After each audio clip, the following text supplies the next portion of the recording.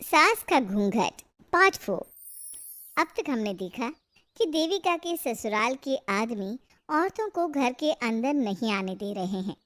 देविका उन्हें पुलिस में जाने की धमकी देती है, जिससे पूरे गांव में अफरा तफरी मच जाती है।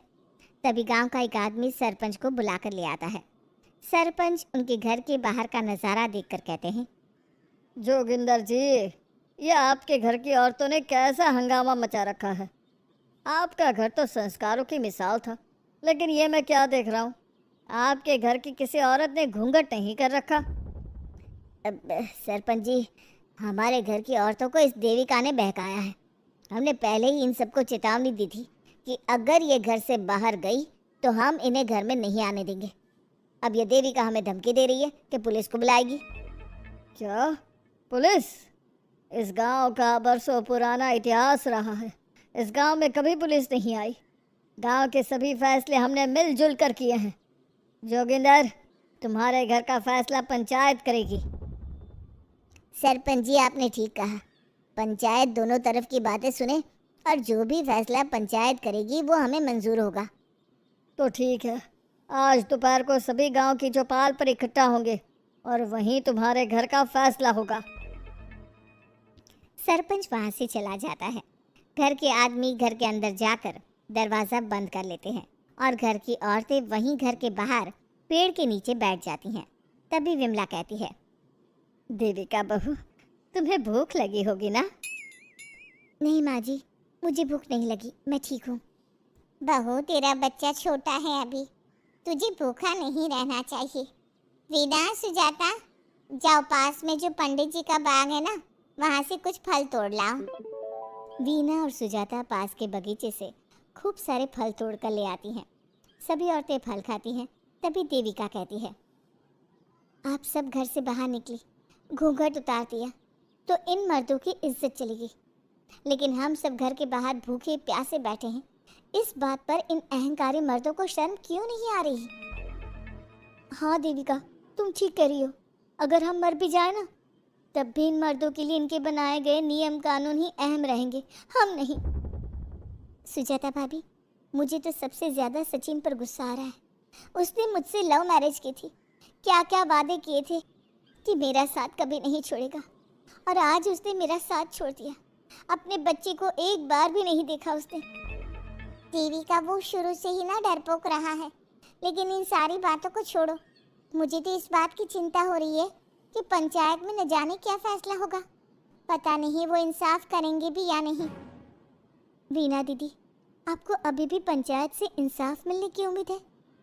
अगर इस गांव की पंचायत में सच में इंसाफ करने की भावना होती तो सरपंच जी अभी हमें घर के अंदर जाने देते। देखा नहीं कितना जहर उगल कर गए हैं हमारे खिलाफ। तो बहू, अब हम क्या करेंगे? पंचायत तो हमारे खिलाफ ही फैसला सुनाएगी। पहले तो हम अपनी सारी बातें रखेंगे। अगर ये लोग नहीं माने तो आपको वही करना होगा जो मैं कहूँगी।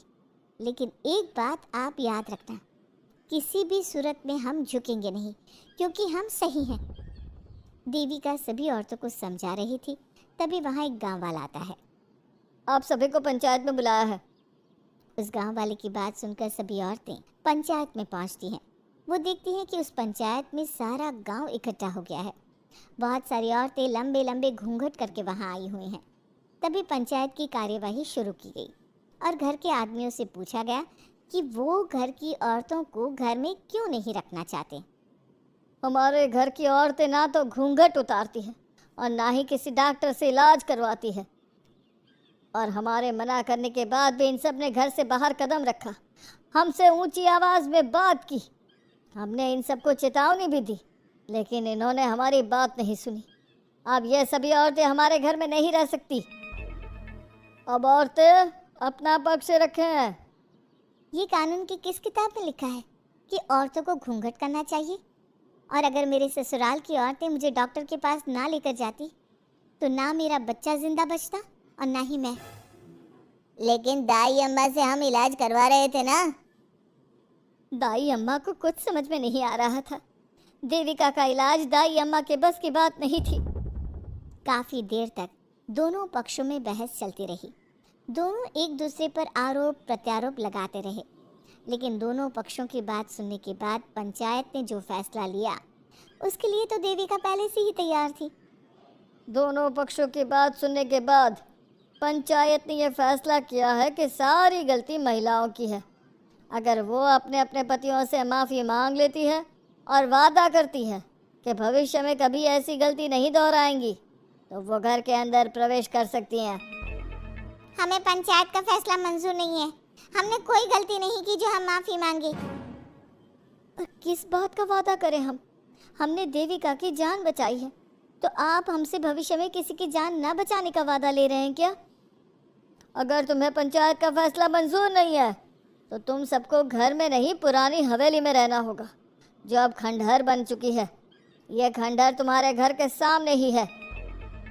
सरपंच जी, आपका फैसला सही नहीं है। एक बार और सोच लीजिए इस फैसले के बारे में। ओ शहर की छोरी, 4 किताबें क्या पढ़ ली, हमें सही गलत का पाठ पढ़ाएगी? तुझे पता नहीं कि पंचायत का फैसला यहाँ सदियों से चलता आया है और लोग उसी को मानते आए हैं। अच्छी तरह जानती हूँ सरपंच जी।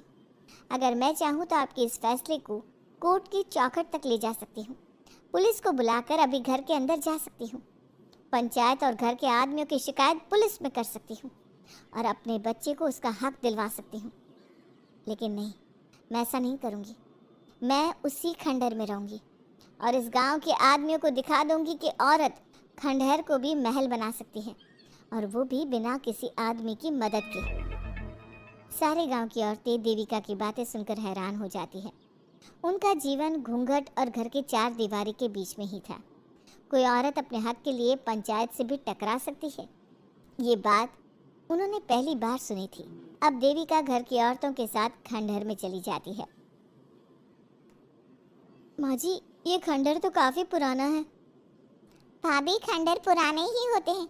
मुझे तो डरावना भी लग रहा है। मैं डर की वजह से कभी इस खंडहर के आसपास भी नहीं आई, लेकिन मुझे क्या पता था कि एक दिन इसी में रहना पड़ेगा।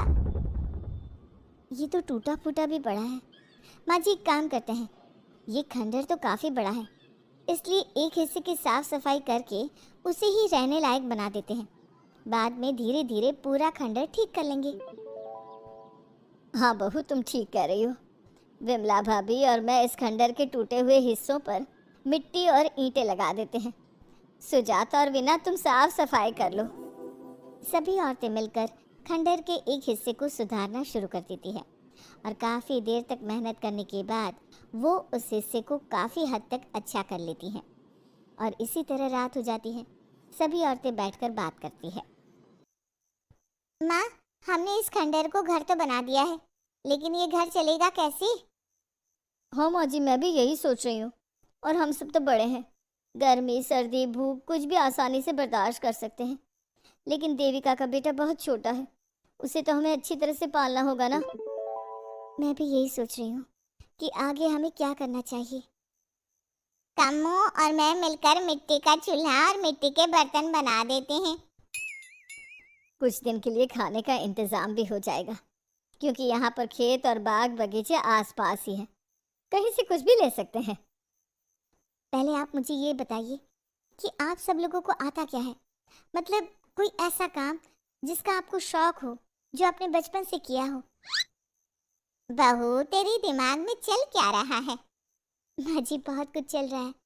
बस अब हमारा सारा ध्यान इस बात पर होना चाहिए कि हम अपने लिए अच्छे से अच्छा क्या काम कर सकते हैं। आप सब हिम्मत से और समझदारी से काम लो, फिर देखना हम इस खंडहर को भी महल बना देंगे। इसके लिए सबसे पहले हमें आत्मनिर्भर बनना होगा। देविका सभी को समझा रही थी, तभी उसका बेटा रोने लगा। उसने अपने बेटे को गोद में उठाया और उसे चुप कराने लगी। अब देविका के सामने सबसे बड़ी चुनौती थी कि वो किस तरह से ससुराल की औरतों को आत्मनिर्भर बनाए और किस तरह से अपना घर चलाए। हमारे प्यारे दर्शकों, अब आप बताइए, देविका और घर की सभी औरतों ने अपने पतियों से माफ़ी ना मांगकर सही किया या गलत? क्या उनका खंडहर में रहने का फैसला सही था?